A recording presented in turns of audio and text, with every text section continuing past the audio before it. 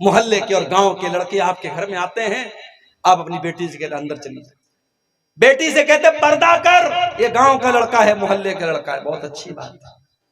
آپ کی لڑکی جوان ہو گئی، آپ نے محلے کے لوگوں سے، گاؤں کے لوگوں سے پردہ کرایا، آپ کی لڑکی کی خالہ کا بیٹا آیا، آپ کی لڑکی کے سامنے جا کے بیٹھا ہوا ہے، بند کمرے میں دونوں بیٹھے ہوئے ہیں، موبائل دیکھ رہے ہیں، آپ کو کوئی چنتا نہیں، کہتے وہ تو خالہ کا لڑکا ہے، ماموں کا لڑکا ہے، چاچا کا لڑکا ہے۔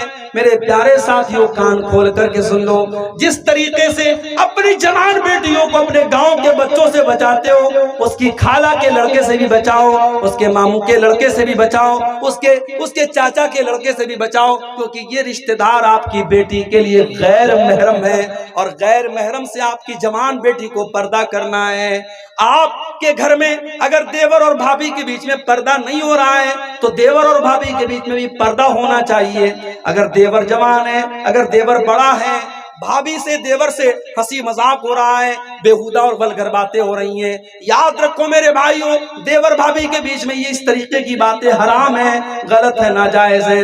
اگر جیجا سالی کے بیچ میں بے تکلفی ہو رہی ہے اور جیجا اپنی سالی کو بائک پر بٹھا کر کے گھما رہا ہے اور اکیلے لے جا کر کے تفریح کرا رہا ہے، یہ بھی غلط ہے، کان کھول کر کے سن لو، یہ بھی غلط ہے۔ اللہ کے نبی فرماتے ہیں ایاکم والدخول علی النساء، غیر محرم عورتوں کے پاس نہ جایا کرو۔ صحابہ نے کہا اللہ کے نبی، کیا دیور اپنی بھابھی کے پاس بھی نہیں جا سکتا؟ کیا جیجا اپنی سالی کے پاس بھی نہیں جا سکتا؟ آپ نے فرمایا الحم والموت، دیور تو اپنی بھابھی کے لیے موت ہے، جیجا تو اپنی سالی کے لیے موت ہے۔ یعنی یہ وہ رشتے ہیں جن رشتوں کو آدمی سمجھتا ہے، بہت ہلکے میں لیتا ہے، مگر یہ رشتے گھر کو برباد کر دیتے ہیں، یہ رشتے رشتوں کو تار تار کر دیتے ہیں۔ اس لیے دیور اور بھابھی کے بیچ میں اور جیجا اور سالی کے بیچ میں بھی ایک پردہ ہونا چاہیے، ایک پابندی ہونی چاہیے۔ میرے بھائیوں، ہمیں اور آپ کو اپنے گھر کی تربیت اس طریقے سے کرنی چاہیے۔ اور آگے بڑھیے، ماں باپ کی ذمہ داری بتا رہا ہوں، بچے جوان ہو جائیں ان کے بستر الگ کر دو۔ اللہ کے نبی فرماتے جب تمہارے بچے 10 سال کے ہو جائیں بستر الگ کر دو۔ اے اللہ کے نبی، بات سمجھ میں نہیں آ رہی ہے، ابھی تو میرا بیٹا 10 سال کا ہوا ہے، ابھی تو میری بیٹی 10 سال کی ہوئی ہے، 10 سال کے بچے کا بستر الگ کیوں کروا رہے ہیں اللہ کے نبی؟ میرے پیارے ساتھیوں، اسلام اللہ کا دین ہے، اللہ تعالیٰ خوب جانتا ہے انسان کی کمزوری کیا ہے۔ جب بچہ 10 سال کا ہو جاتا ہے، جب لڑکی 10 سال کی ہو جاتی ہے، اب وہ دھیرے دھیرے بلوغت کی طرف جا رہے ہیں، اب لڑکا بالغ ہو رہا ہے، اب لڑکی بالغ ہو رہی ہے، اب ایک بستر پہ لڑکا دونوں ساتھ میں سو رہے ہیں، ایک ہی چادر میں ایک ہی کمبل میں سو رہے ہیں، یا لڑکا لڑکی ساتھ میں سو رہے ہیں، یہ مناسب نہیں ہے۔ اسلام نے زناکاری تک پہنچانے والے چور دروازوں سے بھی روکا ہے۔ سماج میں جہاں جہاں سے زناکاری آ سکتی ہے، بے حیائی آ سکتی ہے، بے غیرتی آ سکتی ہے، سماج نے ان سارے راستوں سے روکا ہے۔ آپ کے بچے 10 سال کے ہو جائیں، اللہ کے نبی فرماتے بستر الگ کر دو۔ بچہ جوان ہو گیا، 18 سال کا ہو گیا، 20 سال کا ہو گیا، اب شادی کرا دو۔ ارے مولوی صاحب ایسے کیسے شادی کرا دیں؟ ایک ہی تو بیٹا ہے، ہم اپنی بیٹے کی شادی ایسی لڑکی سے کرائیں گے جو پورے نیپال میں سب سے خوبصورت اور سب سے اسمارٹ ہو۔ بہن کہتی ہے میں اپنے بھائی کے لیے ایسی دلہن لاؤں گی جو پورے سماج میں، پورے گاؤں میں سب سے اکلوتی دلہن ہو، سب سے A1 پیس ہو۔ میری پیاری بہنوں، اپنے بھائی کے لیے ایسی دلہن لانے میں کتنا ٹائم لگاؤ گی؟ لڑکا 20 سال کا تھا، بہن نے اپنے بھائی کے لیے بھابھی تلاش کرنا شروع کیا، لڑکا 35 سال کا ہو گیا، لیکن لڑکی کو اپنے بھائی کے لیے اپنی من پسند بھابھی نہ مل سکی۔ میرے پیارے ساتھیوں، ایسا نہ کرو، اپنے لڑکوں اور لڑکیوں کی صحیح وقت پر شادی کرا دو۔ کان کھول کر کے سن لو، میں بڑے صاف الفاظ میں بولتا ہوں، یہ نبی کا دور نہیں ہے، یہ صحابہ کا دور نہیں ہے، یہ قیامت کے قریب کا دور ہے، یہ فتنوں کا دور ہے، یہ بے حیائی کا دور ہے، یہ بے شرمی کا دور ہے، یہ زناکاری کا دور ہے۔ آپ کے اسی نیپال کی دھرتی پر پوری دنیا سے لوگ تفریح کرنے آتے ہیں اور تفریح کے نام پر عیاشیاں کر کے جاتے ہیں۔ اسی علاقے میں ہم اور آپ بھی رہتے ہیں، میرے بھائیوں ہمیں اپنی نوجوان نسل کو اگر اس گندگی سے بچانا ہے، اپنے بچوں کو بچانا ہے، اپنی بچیوں کو بچانا ہے، کان کھول کر کے سن لو میرے بھائیوں، ہمیں اپنے بچوں کی صحیح ٹائم پر شادی کرنی پڑے گی۔ لڑکا 18-20 سال کا ہو گیا، لڑکی جوان ہو گئی، اس کی شادی کرا دو، اور بہت شرطیں مت لگاؤ۔ لڑکا اگر دیندار مل گیا، لڑکی دیندار مل گئی، اگر خوبصورتی میں کچھ کمی بھی ہے، اگر خاندان اور برادری بہت آپ کے لیول کے برابر، بھئی یہ برادری کیا چیز ہوتی ہے، یہ خاندان کیا چیز ہوتا ہے، اگر لڑکا دیندار ہے، لڑکی دیندار ہے، اگر آپ کے اسٹیٹس سے کچھ کمزور بھی ہے تو انشاءاللہ وہ مینج ہو جائے گا۔ لیکن آپ نے برادری دیکھ لی، آپ نے خاندان دیکھ لیا، آپ نے دولت دیکھ لی، لیکن اگر آپ نے دینداری نہیں دیکھی تو بربادی ہاتھ لگے گی میرے بھائیوں۔ اسی لیے اللہ کے نبی فرماتے ہیں تنکح المرأۃ لاربعین، جب عورت کا نکاح ہوتا ہے تو 4 چیزیں عورت کے اندر دیکھی جاتی ہیں، لمالہا ولحسبہا ولجمالہا ولدینہا، لڑکی کے اندر مال دیکھا جاتا ہے، خوبصورتی دیکھی جاتی ہے، اور اسی طریقے سے خاندان دیکھا جاتا ہے، اور دینداری دیکھی جاتی ہے۔ اللہ کے نبی فرماتے ہیں فاظفر بذات الدین، دیندار لڑکی کو تم شادی کر کے گھر میں لے کے آ جاؤ، کامیاب ہو جاؤ۔ دیندار لڑکی اپنے گھر میں لاؤ، پھر دیکھو گھر کا کیا حال ہوتا ہے۔ آج ساس بہو میں، دیورانی جیٹھانی میں، نند اور بھابھی میں یہ جو جھگڑے چل رہے ہیں، یہ گھروں کی برکت کیوں ختم ہو گئی؟ کیونکہ آپ برادری دیکھتے ہیں، آپ خاندان دیکھتے ہیں، آپ مال دیکھتے ہیں، دینداری کوئی نہیں دیکھتا۔ میرے بھائیوں کتنی دیندار لڑکیاں ہیں بیچاری، اچھے رشتے ان کو نہیں مل رہے، کیوں؟ باپ غریب ہے، گھر کمزور ہے، گھر چھوٹا ہے، گھر اچھا نہیں ہے۔ میں کہتا ہوں لڑکی کا گھر، لڑکی کا خاندان اور لڑکی کی برادری، یہ تمام چیزیں بعد میں، پہلے لڑکی کی دینداری دیکھو، اور دیندار لڑکی ہے تو شادی کرو۔ اسی طریقے سے اپنی بیٹی کے لیے جب داماد تلاش کرنے جاؤ، اگر لڑکا دیندار ہے، بہت زیادہ پیسہ نہیں کما رہا ہے، بس کھا کما رہا ہے، آپ کی بچی کو، آپ کی بیٹی کو سکھی رکھے گا، خوش رکھے گا، شادی کر دو میرے بھائی۔ یہ مت سوچو کہ میری جتنی بڑی بلڈنگ ہے اتنی بڑی بلڈنگ ملے گی تب کروں گا، میرا جتنا بڑا بزنس ہے اتنا بڑا بزنس ملے گا تب کروں گا۔ اگر اس انتظار میں رہو گے، ہو سکتا ہے آپ کی لڑکی کی عمر نکلتی چلی جائے، آج وہ 20 سال کی ہے، کل وہ 30 سال کی ہو جائے۔ یہ 10-10 سال جو اپنے بچوں کے برباد کر رہے ہو میرے بھائی، یہ فتنوں کا دور ہے۔ اپنے بچوں کو گناہ پر مجبور مت کرو، اپنے بچوں کو زنا کی طرف مت لے کے جاؤ۔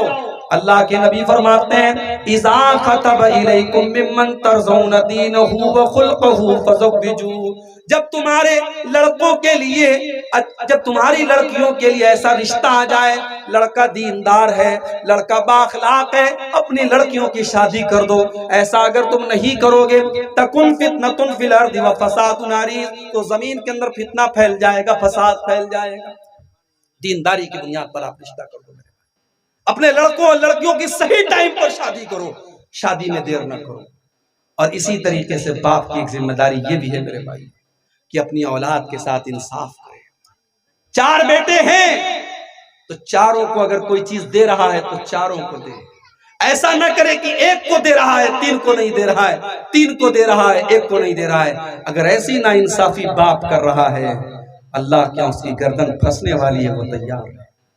اللہ کے نبی کے پاس ایک صحابی آتے ہیں، اے اللہ کے نبی میں اپنے ایک بیٹے کو ایک باغ دینا چاہتا ہوں، اور میں چاہتا ہوں کہ آپ کو اس کے اوپر گواہ بنا لوں، اس ایگریمنٹ کے اوپر میں آپ کو گواہ بنانا چاہتا ہوں۔ اللہ کے نبی فرماتے ہیں کیا تمہارے اور بھی بیٹے ہیں؟ کہاں آئے اللہ کے نبی اور بھی بیٹے ہیں؟ آپ نے فرمایا کیا سب کو تم نے دیا ہے؟ نہیں سب کو نہیں دیا ہے۔ آپ نے فرمایا جب سب کو نہیں دیا ہے اور ایک بیٹے کو دینا چاہتے ہو، لا تشہدنی علی جور، تو یہ ظلم ہے اور ظلم کے اوپر میں گواہی نہیں دوں گا۔ آپ نے یہ بھی فرمایا واتقوا اللہ وعدلوا بین اولادکم، اللہ سے ڈرو اور اپنی اولاد کے ساتھ انصاف کرو۔ اسی بہار میں کٹیہار میں ایک پروگرام میں گیا، ایک نوجوان مجھے ملا، کہا مولوی صاحب میرے باپ کے 6 بیٹے، ہم لوگ 6 بھائی ہیں، سب الگ الگ رہتے ہیں، چھوٹا والا بھائی باپ کے ساتھ رہتا ہے، باپ کے پاس لاکھوں کی پراپرٹی ہے، صرف کھیت سے جو اناج آتا ہے وہ لاکھوں روپے کا آتا ہے، باپ ایک پیسہ ہم لوگوں کو نہیں دیتا ہے، ساری دولت باپ اپنے چھوٹے بیٹے کو دیتا ہے۔ کہا مولوی صاحب میری بیٹیاں بڑی ہو گئی، مجھے شادی کرنا ہے، لیکن میں مجبور ہوں، ایک ایک پیسہ میں جمع کر رہا ہوں، میرے باپ کی پراپرٹی سے مجھے کوئی مطلب نہیں ہے۔ اس بیٹے کی آنکھ سے آنسو تھے میرے بھائی۔ ہر کیس میں ضروری نہیں ہے کہ ماں باپ کی آنکھوں میں اولاد کی وجہ سے آنسو ہو، ایسا بھی ہو سکتا ہے اولاد کی آنکھوں میں ماں باپ کی وجہ سے آنسو۔ اس لیے میرے بھائیوں، اگر اولاد کی یہ ذمہ داری ہے کہ اپنی ماں کا حق ادا کرے، اپنے باپ کا حق ادا کرے، تو ماں باپ کی بھی ذمہ داری ہے کہ اپنی اولاد کا حق ادا کرے اور اولاد کے ساتھ ناانصافی نہ کرے، اولاد کے ساتھ حق تلفی نہ کرے، اولاد کے ساتھ ظلم مت کرو۔ اور اگر کسی نے اپنی اولاد کو اپنی زمین اور جائیداد سے محروم کر دیا، وہ قیامت کے دن حساب دینے کے لیے تیار ہے۔ اللہ پوچھے گا تجھے کس نے رائٹ دیا، کس نے ادھیکار دیا، تو نے اپنی اولاد کو اس زمین سے، اس جائیداد سے کیوں محروم کیا تھا۔ اور آخری چیز یہ ہے میرے بھائیوں، اولاد کی ذمہ داری کے تعلق سے، کہ ہم اور آپ اگر اولاد والے ہیں تو ہم اپنی اولاد کے لیے دعا بھی کیا کریں۔ اولاد دینے والا اللہ ہے اور اولاد کی اصلاح کرنے والا بھی اللہ ہے۔ دو دعائیں میں آپ کو سکھاتا ہوں، پوری تقریر میں آپ نے کچھ سیکھا ہو یا نہ سیکھا ہو، یہ دونوں دعائیں ضرور سیکھ لیجئے، یہ آپ کے کام ہے۔ پہلی دعا آپ کو ملے گی قرآن مجید کے 19ویں پارے میں، سورہ فرقان کے آخر میں آپ کو یہ دعا ملے گی۔ ربنا هب لنا من ازواجنا وذرياتنا قرة اعين واجعلنا للمتقين اماما۔ بڑی پیاری دعا ہے، یہ اللہ کے خاص بندے یہ دعا پڑھتے ہیں۔ اے ہمارے پروردگار، ہمارے بیوی بچوں کو ہماری آنکھوں کی ٹھنڈک بنا دے، ہماری بیویوں کو دیندار بنا دے، ہمارے بچوں کو دیندار بنا دے۔ وَاجْعَلْنَا لِلْمُتَّقِينَ إِمَامًا، اور اے اللہ ہمیں متقیوں کا امام بنا دے، ہمیں پرہیزگاروں کا امام بنا دے، ہمیں اللہ سے ڈرنے والوں کا امام بنا دے۔ یہ بڑی پیاری دعا ہے، یہ قرآن کے 19ویں پارے میں سورہ فرقان کے آخر میں آپ کو ملتا ہے۔ اور دوسری دعا میں جو سکھانے جا رہا ہوں، یہ حضرت ابراہیم علیہ السلام کی دعا ہے۔ رب اجعلنی مقیم الصلاة ومن ذریتی ربنا وتقبل دعا۔ اے پروردگار، مجھے بھی نماز کا پابند بنا اور میری اولاد کو بھی نماز کا پابند بنا، اور اے میرے پروردگار میری دعاؤں کو سن لے۔ یہ دعائیں مانگا کرو اپنی اولاد کے، اس لیے کہ میرے بھائی، دل کا کنٹرول اللہ کے ہاتھ میں، دل کا ریموٹ کنٹرول اللہ کے ہاتھ میں ہے۔ ہم کوشش کر سکتے اپنی اولاد کی تربیت اور اصلاح کی، لیکن دل پر ہمارا کنٹرول نہیں، دل کا کنٹرول اللہ کے ہاتھ میں ہے۔ اس لیے دعا کیا کرو کہ اللہ ہماری اولاد کو صحیح راستے پر رکھے، مرتے دم تک توحید پر رکھے، مرتے دم تک سنت پر رکھے۔ اپنی اولاد کے عقیدے کی فکر کیا کرو میرے بھائی، اپنی اولاد کی توحید کی فکر کیا کرو۔ اگر آپ کو اللہ نے توحید کی نعمت دی ہے اور آپ کسی قبر کے اوپر، کسی مزار کے اوپر، کسی بت کے آگے، کسی پتھر کے آگے اگر آپ سجدہ نہیں کرتے ہیں، صرف ایک اللہ سے آپ مدد مانگتے ہیں، تو یہی عقیدہ اپنے بچوں کو سکھاؤ، یہی عقیدہ اپنی بچیوں کو سکھاؤ، تاکہ آپ کے بچے کہیں بھی چلے جائیں، آپ کی بچیاں کہیں بھی چلی جائیں، اسی عقیدے پر قائم رہیں، اسی توحید پر قائم رہیں۔ انہیں ان کے ساتھ جتنا بھی ٹارچر کیا جائے وہ اپنے عقیدے توحید سے باز نہ آئیں۔ اتنی پکی تربیت اپنی اولاد کی کرو میرے بھائیوں۔ یہ چند باتیں میں نے تو بچوں کی تربیت کے تعلق سے اور والدین کے کندھے پر کیا ذمہ داری ہے اس تعلق سے رکھی ہے۔ اب میں سمجھ رہا ہوں کہ چونکہ موسم کافی سرد ہے اور 2 بجنے کے قریب ہے، وقت بہت تیزی سے آگے بڑھ رہا ہے اور دھیرے دھیرے آپ حضرات بھی سردی کو محسوس کرتے ہوئے دھیرے دھیرے اٹھ رہے ہیں، جسے میں مناسب سمجھتا ہوں کہ اب بات کو یہیں سے تکمیل تک پہنچایا جائے۔ میں اس دعا کے ساتھ اپنی بات کو ختم کرتا ہوں کہ ہم میں سے جو لوگ صاحب اولاد ہیں، اللہ ان کو اپنی اولاد کی صحیح تربیت کرنے کی توفیق عطا فرمائے۔ رب العالمین جس ادارے کی طرف سے آج کا یہ پروگرام ہوا ہے، اللہ اس ادارے کو دن دھوری رات چوگنی ترقی۔ بیٹھ جائیے، 2 منٹ بیٹھ جائیے، دعا میں شامل ہونے کے بعد تب آپ لوگ جائیے گا۔ اللہ تعالیٰ اس ادارے کو مزید ترقیاں عطا فرمائے۔ جن بھائیوں نے اس ادارے میں تعاون کیا ہے، اللہ ان کے تعاون کو قبول فرمائے۔ جو بھائی ابھی تک پیچھے رہ گئے ہیں اور اس ادارے کا تعاون انہوں نے نہیں کیا ہے یا کم کیا ہے اپنی حیثیت کے مطابق، ان سے بھی گزارش کروں گا کہ جاتے جاتے اس ادارے کو اپنا قیمتی تعاون دے کر کے جائیں۔ اللہ آپ کے مال میں، آپ کے اہل و عیال میں برکت عطا فرمائے۔ اللہ ہماری عورتوں کو اپنی ذمہ داری، ایک ماں کو اپنی ذمہ داری، ایک بیٹی کو اپنی ذمہ داری نبھانے کی توفیق عطا فرمائے۔ اللہ بے حیائی کے فتنے سے ہماری ماں بہنوں کی حفاظت فرمائے۔ رب العالمین ہمارے نوجوانوں کو اپنی جوانی کی حفاظت کرنے کی توفیق عطا فرمائے۔